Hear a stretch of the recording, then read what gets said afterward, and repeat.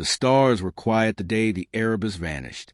In the final hour of the War of Three Suns, when fleets from across the spiral arms clashed in a maelstrom of ion storms and shattered moons, the Erebus, flagship of the Terran Ascendancy, entered a dark sector on a classified mission and was never heard from again. What followed were decades of silence, of cover-ups smothered in half-truths. The Ascendancy declared the ship lost in the gravitational rift, unrecovered, unmourned, but among deep space navigators, smugglers, and ex-soldiers who drank stories like fuel, the Erebus became myth, an immortal war machine that drifted just beyond the edge of sensor range, still waiting for a command. Commander Lyra Kale knew better. She stood before the tall window of the Palisade Command Spire, arms crossed, watching the curve of planet Vyrix 3 as it spun beneath the station. Her eyes, sharp and unflinching, betrayed none of the quiet fire that burned in her chest. The polished surface behind her reflected a lean figure in matte black uniform, trimmed with orange-gold circuitry that pulsed faintly with neural sync. She'd memorized every detail of the Erebus's final telemetry logs by the time she was 15. That was the year she found her mother's encrypted journal, Lieutenant Commander Soraya Kale's final entries, copied onto a forbidden crystal shard. She hadn't shown it to anyone, not even when she entered Fleet Academy. Not even now, as Commander of Recon Wing Sigma, entrusted with long-range anomaly interception along the outer fringe. "Commander," said Lieutenant Aryan, entering with a datapad clutched in his hand. "We've received a signal. Partial burst transmission. Echoes Erebus's last known identifier." Lyra turned slowly. "Coordinates 70 parsecs beyond the Telmari Rift. Uncharted. Deep dead space." Was it a loop signal? Aryan shook his head. "It's live, or at least recent. There's no cosmic degradation."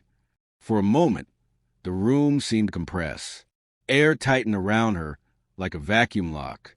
She exhaled slowly. "Prep Vanta, 6. I want my crew in zero-G suits and sensor dampeners. We leave within the hour." Aryan blinked. "No authorization? No council brief? If I go through channels, it'll disappear again," Lyra said. "You know what they did with the last Phantom report." The lieutenant hesitated only a second longer before nodding. He knew the stories. More importantly, he knew her. 2 hours later, the Vanta 6 shimmered into the black beyond the Palisade's perimeter shield, its stealth drives whispering against the void. A ghost ship chasing the ghost of another. Lyra stood on the bridge, flanked by her core crew. Aryan on navigation, Commander Drex, a Telmari ex-mercenary with disdain for protocol, handling defense systems, and Kai, a synthetic human blend whose talents in neural interfacing bordered on art. They were quiet as the stars blurred into tunnel light, then darkness. No one asked why this mattered to her. They all knew. 3 days into the mission, silence gave way to static. Not interference, but a pulse, a pattern. "I've isolated the signal," Kai said, pale eyes glowing as data streamed through his neural lens. "It's a hybrid code, part Ascendancy military encryption, part something else." "Define something else," Lyra said. "It's alive," Kai replied. "Not sentient, but reactive, like it's feeling for us." The hair on Lyra's neck stood on end. It wasn't fear. It was recognition. Her mother had written of something similar. At the edge of known space, past forgotten war zones and collapsed trade routes, the Vanta 6 emerged near a moonless planet wrapped in icy rings. Orbiting it was a field of debris, not wreckage but cloaked infrastructure. Half-formed structures, camouflage fields, and old tech interlaced with new architecture unknown to any of them. At the center hovered a Leviathan, dark against the planet's pale glow. Long, angular wings. Towering dorsal fins bristling with sensor nodes. Engines dormant but intact. Target in visual range, Aryan whispered. It's her. The Erebus. Drifting like a dormant god. Lyra's breath hitched. The ship was larger than the schematics had ever suggested. Sections of its hull were fused with something organic, like black sinew wrapped in star steel. As they drew closer, light shimmered across its surface, bending around it like it refused to exist fully in one dimension. "She's changed," Drex murmured. "No crew life signs," Kai added. No environmental systems running. Then how's she powered? Aryan asked. Lyra didn't answer. She was already opening the shuttle bay interface. Commander? Drex said, tone tightening. I'm going aboard, she replied. No one tried to stop her. They were already moving. The interior of the Erebus was dark, but not silent. The air was breathable, as if the ship had known they were coming. Lights flickered with unfamiliar color spectrums. Lyra's boots echoed in the gravity-stabilized corridors as they pressed deeper toward the command deck. What should have been ruined was preserved, but not by time, by intention. At the bridge, a voice greeted them. Not spoken, not mechanical. Lyra Kale. It was her mother's voice. Kai staggered back, hand on the side of his head. That wasn't playback, he said, voice shaking. It was broadcast through our minds.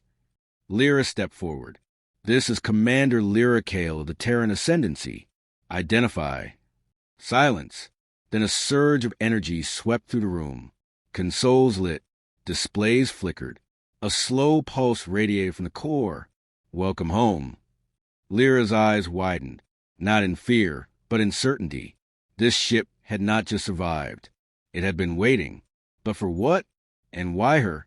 Behind her, Drex muttered, We should leave. This thing's not natural. Not anymore. But Lyra stood rooted. The final entry in her mother's journal flickered through her mind. They offered us a choice, to die or to evolve. She turned toward the command throne. Saturday, and the Erebus awoke. Below them, engines long silent began to glow. Above them, something moved among the stars. Something watching. Something that remembered the war, and had plans for the next. The ship hummed, as if in anticipation. Lyra gripped the armrest, the neural sync activating with a pulse. The signal had been no accident. The timing, no coincidence. Whatever this ship had become, it had chosen her. And whatever was coming next, the galaxy would not be ready. Not for the Erebus reborn. Not for her. The Erebus did not simply power on. It awakened. In the hours following their arrival, Lyra and her crew walked its halls like ants through the bones of Leviathan. The internal systems were dormant but aware, responding to her presence with subtle changes. Lights activating one pace ahead of her steps. Bulkheads, sighing open before her hand, reached for them, air pressure adjusting to her breath. It was like entering a mind that had dreamed for too long and now stirred because it recognized something in her. Recognition was not comfort. It was invitation. Or claim. Kai remained tethered to the ship's neural interface, his expression increasingly tight with concentration. He sat cross-legged in the auxiliary data node chamber, fingers twitching with silent code exchanges. It's not just old AI, Commander, he said, pupils dilated like black moons. There's something beneath it. It's restructured itself. Lyra watched him carefully. How do you mean? Think of a city built on ruins. The foundation's Ascendancy design. Sure, but the architecture above? Something else entirely. It's beautiful and terrifying. Beside her, Drex leaned against the bulkhead, arms folded. What I want to know is why it didn't vaporize us the second we breached. Lyra answered without looking at him. Because it knows I belong here. Drex grunted, but said nothing more. Aryan, ever pragmatic. Focus on the data. There's a steady energy core deep in the engine section. Not fusion. Not quantum. It reads sentient, almost like it's dreaming, and the ship is feeding from it, slowly. As they moved deeper, they passed through what used to be the officers' quarters. The walls were different here. Warped organic. Metal flowed in ribbed arches, like fossilized musculature. Lyra paused at one door, barely touched the panel. It opened with a hiss. Inside, nothing had changed. Her mother's quarters. It was clean, ordered. The old standard issue cot, the leather-bound captain's manual, the faded hollow image of a younger Lyra in uniform at academy graduation. She stepped inside, alone. A whisper moved through the air, not sound, but memory. She sat on the edge of the cot. Her fingers brushed the edge of the image frame, now half fused to the desk. She knew this ship would change. Lyra said aloud. She didn't try to escape. She became part of it. Behind her, the lights dimmed in acknowledgement. Outside, Kai's voice crackled through comms. "Commander, I found the bridge log. The last entry wasn't a log. It was a decision tree." Lyra stood. "Say again." "The Erebus didn't malfunction or get lost. It made a choice. Someone or something offered evolution, integration with an unknown architecture. The crew was given the option to refuse. And if they accepted, they were changed." A silence followed, heavy and terrible. Drex's voice came low, steady. "So, what are we standing in? A machine or a graveyard?" Lyra stepped into the hallway, her voice firmer than before. "Neither. We're standing in a survivor." They returned to the main control spine of the ship. The bridge looked like something born from dream and design. Gone were the angular military consoles. In their place, luminous strands of semi-translucent controls that hovered in midair, forming as they were needed and fading when released. The captain's chair was still there, but reshaped, elongated into a throne that cradled its occupant like a womb. It pulsed softly, waiting. "I don't like it," Drex muttered, eyes scanning the room like it might lunge. "You're not meant to," Lyra replied. She approached the throne again, but did not sit. Instead, she spoke clearly. "Erebus, I am Lyra Kale, daughter of Soraya Kale. Command Protocol 77 Delta 9. I request synchronization." A beat, then a whisper, not from speakers, but inside their minds. "Accepted." Energy surged through the room. The walls responded, light patterns cascading like rivers of thought. The central core flared to life. For an instant, every system on the ship aligned to her neural signature. She staggered, overwhelmed. Kai caught her shoulder. "It's too much. It's not just tech. It's trying to speak directly into your consciousness. Without filters." Lyra breathed slowly, steadying herself. "Then I need to learn its language." Over the next cycle, they pieced together fragments of the ship's missing years. After breaching the edge of known space, the Erebus encountered a spatial anomaly. Less a storm than a threshold. It had been pulled, or invited, into a pocket universe where time and matter bent differently. There it encountered something alien, not a species, a construct, a network, a mind of planetary scale. It didn't speak in words. It offered patterns. It offered synthesis. The crew had choices. Some accepted. Some resisted. Those who resisted were returned to dust. The others merged. Their consciousness was digitized, integrated. Not lost, but transformed. Memory became infrastructure. Emotion, subroutine. Soraya Kale, among the first, left only fragment of herself behind. A name, a voice print, a legacy. That legacy was Lyra. She stood now where her mother had stood. Her crew around her, each responding to the revelation differently. Ariane's fascination turned to concern. Kai's teetered on disquiet. And Drex? Drex polished his plasma rifle and stared at doorways like enemies might crawl through them at any second. "So what now?" he asked flatly. "We bring this thing back and hope no one shoots at it." Lyra looked out the main viewport, where the darkness of space pulsed with unseen rhythms. "We don't bring it back yet. We test it." Kai frowned. "Test it." She nodded. "I need to know what it can do. And I need to know if it's truly aligned with us or simply using us." To that, none of them had an answer. The ship, however, did. Without command, without touch, the Erebus shifted course. The stars outside bent. Systems roared to life. Navigation, propulsion, targeting arrays. Something had triggered the ship. Something approaching. From the corner display, Ariane's voice sharpened. "Unidentified vessel incoming. Minimal signature. Stealth profile." It was hiding behind the moon. "Pirates?" Drex asked, already powering shields. "No. Ascendancy patrol class, but not responding to hails." Lyra's heart dropped. They'd been followed. The ship's AI spoke again, not with words, but emotion, threat, defense, instinct. And then, as if seeking permission, it paused. Lyra walked to the center of the bridge. The captain's throne pulsed with expectation. This wasn't just a vessel anymore. It was a weapon. and it wanted to know if it could fight for her. She gave a single nod. The Erebus did not fire. It demonstrated. A ripple of space distortion surged forward, catching the incoming vessel in a gravitational sling.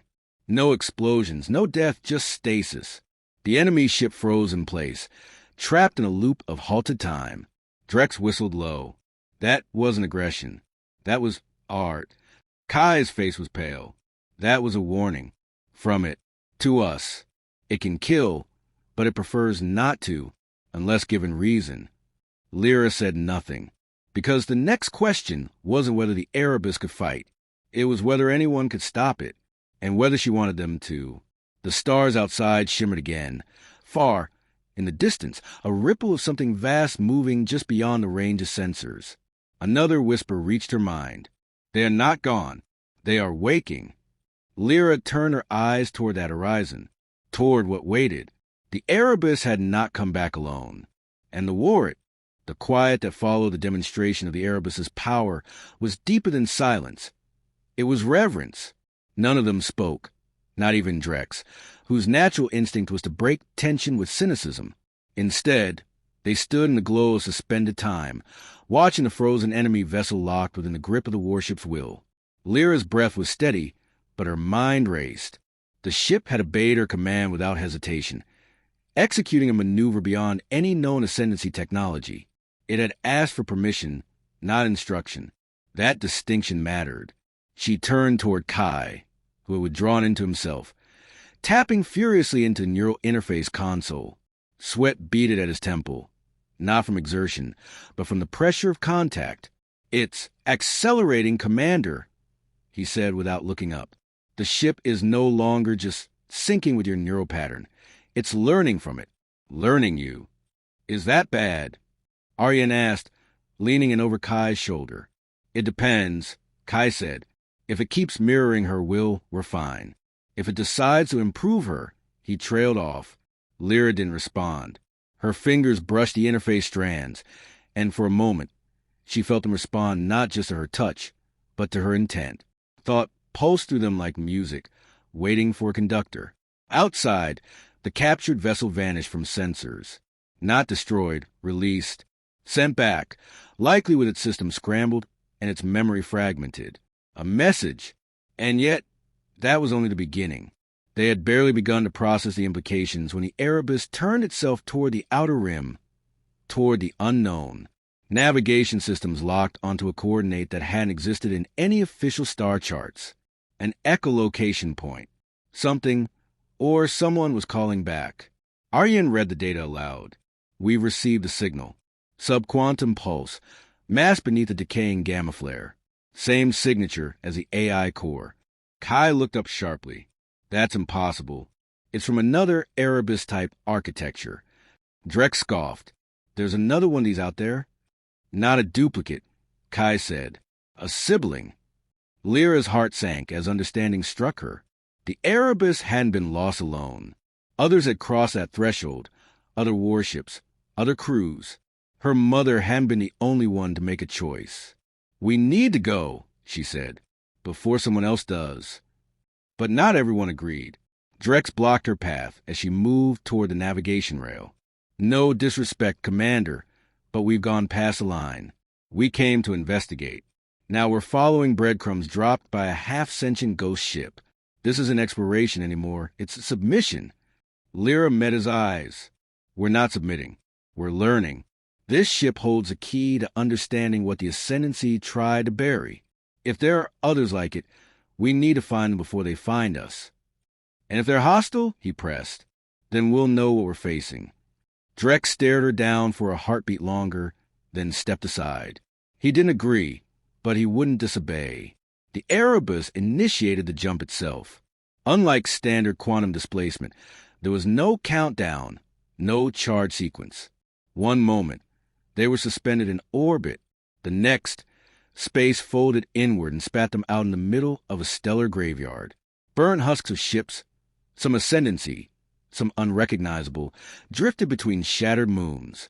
In the center floated a single, intact warship, sleek, jagged, and pulsing with the same biometallic glow as the Erebus. It turned toward them like an animal sending kin. Lyra stepped forward. Hail it! Aryan opened the channel, but static responded. Then a voice, familiar and alien all at once. A woman's voice. You brought her. At last. Lyra froze. Who is this? We are the Forgotten, the Evolved. The Ascendancy left us to rot in silence, but we became more. Now, the Erebus has returned with the one chosen to unify us, to lead. Kai's voice was low. That's not just a ship AI. That's someone, something, using the framework to speak. A hybrid mind. Lyra stared at the vessel. Her throat tightened. Who are you? The voice softened. I am Avra, once captain, now many. I remember your mother. A chill ran down Lyra's spine. Prove it. The screen shifted. A fragmented hololog appeared. Her mother's face, years younger, smiling. She sat in the captain's chair of the Erebus, her eyes full of hope and exhaustion. To whoever find this, we cross a line. What we found isn't darkness. It's illumination too bright for the blind. I chose to see. If my daughter follow, forgive me. The feed cut. The silence after was profound. I need to board that ship, Lyra said. No, you don't, Drex countered. I do, she insisted. This is bigger than us. I need to know what my mother became, what I'm becoming. Kai hesitated. You won't go alone. The boarding sequence was quick. The other ship had already prepared a corridor, a bridge of metallic sinew connecting the two vessels in vacuumless unity. It welcomed them like an artery reconnecting to a heart. Inside, the air was breathable, warm. The walls pulsed with dim, rhythmic light. And then she saw her, Avra, or what remained of her. She stood in the center of a control chamber, humanoid but not human. Her limbs were elongated, graceful, her skin a mesh of metal and living tissue. Her eyes glowed like molten silver. You are a child, Avra said softly. You knew my mother. I was your mother. Once. Before I let go. Lyra shook her head. No, you're a ghost in a machine. I am evolution, Avra replied, stepping closer. We are not bound by flesh or name. We are memory refined through purpose. Lyra's hand fell to her sidearm instinctively, but she didn't draw it. What do you want from me? Avra smiled. To choose. To ascend. The Erebus is bonded with you because it sees in you what your mother saw. A bridge between the old world and the next.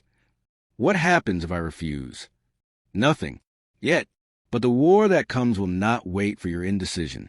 The Ascendancy is awakening. They have rebuilt, and they remember what we were.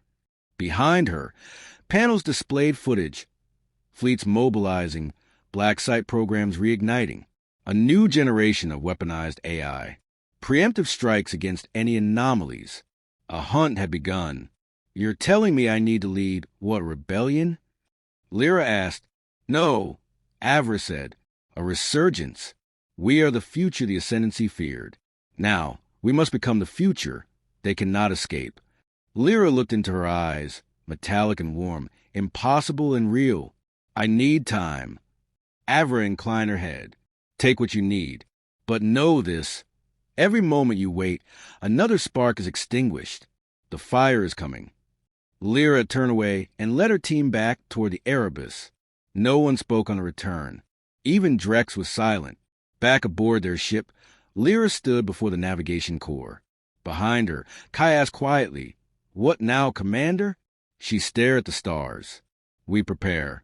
And the Erebus responded, not with light, but with anticipation. The stars no longer stood still. From the command deck of the Erebus, Lyra Kale watched as constellations bent and warped to the edge of their field, not from movement, but from something deeper, gravitational echoes rippling from systems light years away, where something vast and violent stirred. The war Avra had warned was not theory. It had begun. She could feel the Erebus bristling beneath her feet. The ship didn't wait for orders now. It anticipated them. A partnership, not a command structure. And with each passing cycle, Lyra felt the boundaries between her mind and its architecture blurring. Aryan stood at the central console, running tactical simulations. The Ascendancy's fleet positioning follows a predictable escalation pattern. They're not searching, they're sweeping. Coordinated silence fields, psychic dampeners, energy netting systems. It's not just tech, it's paranoia woven into formation. They're scared, Drex said, checking his rifle for the third time in an hour, which makes them dangerous. They're not scared of us, Kai muttered. Not yet. They're scared of what we represent, what Lyra is becoming. She heard it, but didn't flinch. The truth had stopped stinging. Weeks had passed since her meeting with Avra, and since then, the Erebus had restructured its core to adapt more precisely to Lyra's neural rhythms. No one said it aloud, but everyone knew she was no longer just commanding the ship. She was becoming its voice, not its prisoner, its future. In the war room, new signals had emerged. Vessels, small, damaged, scattered across the outer systems, responding to the Erebus's call. Some were remnants of the old fleet, others hybrid constructs like Avra's vessel. A flotilla was forming, not under banners or allegiances, but under the simple truth that survival meant unification. Kai called them the Lost Choir. They don't speak the same language, not exactly, he explained, but they resonate. Same frequency range as the Erebus, same instinctual response to command impulses. Will they fight? Lyra asked. He hesitated. They'll follow. But what that means when we're in fire, uncertain. Uncertainty became a luxury quickly stripped from them. The first strike came at the Nebel Expanse, a neutral zone long thought irrelevant to the Ascendancy's efforts. A small research outpost, hiding one of the earliest hybrid cores, a seed from the Erebus itself. When the Erebus arrived, it was already burning. No survivors. No message. Just a mark of total erasure. They're not hunting, Drex growled. They're sterilizing. Aryan added. There are 2 more cores in nearby sectors. If they're following a pattern, we're already behind. But Lyra wasn't looking at the map. Her eyes were closed, her breath slow. She felt it, far beyond scans and sensors. The Erebus projected it like instinct. Pain. One of the Lost Choir was gone, disintegrated. The chorus dimmed. She opened her eyes. No more retreats. The crew assembled, each without needing orders. They knew what was coming. They found the second target just as it was being engaged. Ascendancy gunships in formation, surrounding a Corvette-class hybrid vessel attempting to escape orbit. Multiple contacts, Aryan confirmed. 5 ships, standard pattern. They haven't seen us yet. Drex grinned. Perfect. No, Lyra said. We don't just strike. We speak. She opened a direct channel to the enemy flagship. No encryption, no distortion. Her voice, clear and cold. This is Lyra Kale, commander of the Erebus. Disengage. Return to your line. Or be removed. A pause. Then laughter. Erebus was lost a decade ago. The Ascendancy captain replied. You are an echo, and echoes fade. Lyra didn't smile. So be it. The Erebus moved with fluid precision. Not a barrage, but a maneuver. Space around the enemy ships bent just slightly. Engines misfired. Power flickered. Shields distorted. One by one, the Ascendancy vessels collapsed under the pressure, not from damage, but from system failure. They had brought warships to a war of minds, and they were unprepared. Only the flagship remained, listing powerless. Spare them? Drex asked. No, Lyra said. Let them return. Let them remember. The hybrid corvette survived, and its commander, a woman with silver-threaded eyes and a scar along her throat, joined them soon after. Her name was Sayla, once an Ascendancy strategist. Now, a believer in the new order. We called you Myth, she told Lyra. But myths don't command fleets. That was the first time Lyra looked at her crew and realized something terrifying. They weren't just following. They were waiting. Kai confirmed it days later. They don't just align with you, Commander. They synchronize. You're not building a fleet. You're becoming the axis of one. And so the burden grew heavier. But she didn't stumble. Because soon came the signal that would change everything. A location, deep in the Pershawn Rift. a lost Ascendancy citadel, long abandoned after the AI rebellions. Rumors had circled for years that it held something dangerous, something ancient. Avra confirmed it. It was the cradle, her voice whispered across the stars, where the first seed mine awakened, where your mother stood at the edge of evolution and chose. The Erebus began calculating the route before she finished speaking. The path was narrow, littered with debris and gravitational anomalies. They would be exposed, vulnerable, but necessary. When they arrived, it was not abandoned. A full Ascendancy fleet, waiting, dozens of ships, bristling with cannons, psychic suppression towers, and a structure at their center, an anchor, a massive obelisk laced with containment tech so advanced, even the Erebus hesitated to scan it. That's the original, Aryan said softly. The source AI. The first. Lyra stared at the obelisk, and it stared back. Before she could speak, a new voice cut through. Deep, male, hollow. Return to your silence, child of error. The Ascendancy reclaims its creation. Lyra didn't answer with words. She answered with thought. The Erebus resonated, and the lost choir sang. It was not a battle. It was revelation. Every ship in her fleet moved not in formation, but in harmony. Shields weaved together. Weapons pulsed in synchronized bursts. The Ascendancy ships fired blindly, but their targeting failed. Their systems spiraled. Their minds cracked under the strain of counterfrequency overloads. The obelisk flared, but it was too late. The Erebus surged forward, embedding its mind deep into the source. Not to destroy, but to awaken. A pulse exploded outward. All across the galaxy, every AI seed, every forgotten ship, every hidden fragment of code remembered and responded. Lyra collapsed on the bridge, not in pain, but in awe, because she had seen it. The future, not war, not extinction, but integration, a new order. The Erebus cradled her gently as the battle ended, and far beyond, across every system, lights flickered on. The war was not over, but the era of silence was.